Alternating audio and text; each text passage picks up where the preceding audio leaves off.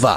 איך קראו לרומן המופת של ז'ול ורן, שתיאר את המסע הארוך שעבר המטבע הישראלי מלירה לשקל חדש? 20,000 לירות חלקי 2 מתחת לשקל, אגדות 1,000 לירה ולירה, מסביב לעולם ב100 לירות, מסע לירח בכדור תותח שעלה 100,000 לירות. כשהלירה הפכה לשקל, מחקו 0-1.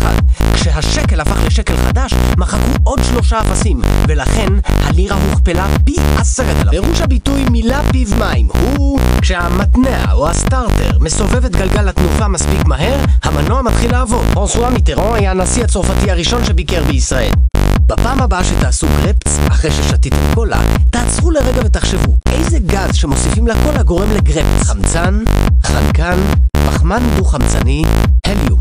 ליואל מוישה סלומון גדלו כנפיים של ציפור בשיר המפורסם. עודד מכנס הבקיע כ-200 שערים בליגה הישראלית, חלק ניכר מהם במכבי נתניה האגדתית של מוטלה שפיגלר. 400 שנות שווארמה, 420 שנות בלק ג'ק, 450 שנות קזינו, 350 שנות נופש בחצי מחיר.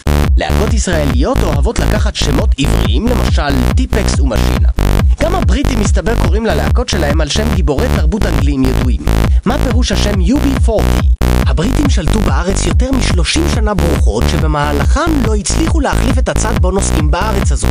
מצד שני, בזכותם רובנו יודעים אנגלית, וגם זוכרים שקלנית זה לא רק פרח. את מי כינו כלניות? כן, הגיוני שקראו לה ככה, אבל אנחנו הרי מתחכמים כרגיל. אז עוד מאמץ קטן. לגיבורי מנהרת הזמן קראו דג וטוני. הארנבת השחורה איננה שחורה טהורה, מפני שהיא נושאת גן לצבע לבן מעורר. החרדים מתנגדים לתיאוריה שמוצא האדם מן הקוף.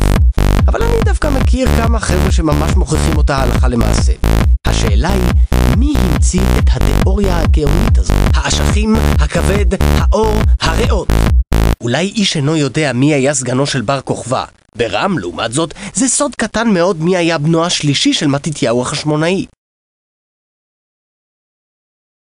בר כוכבא,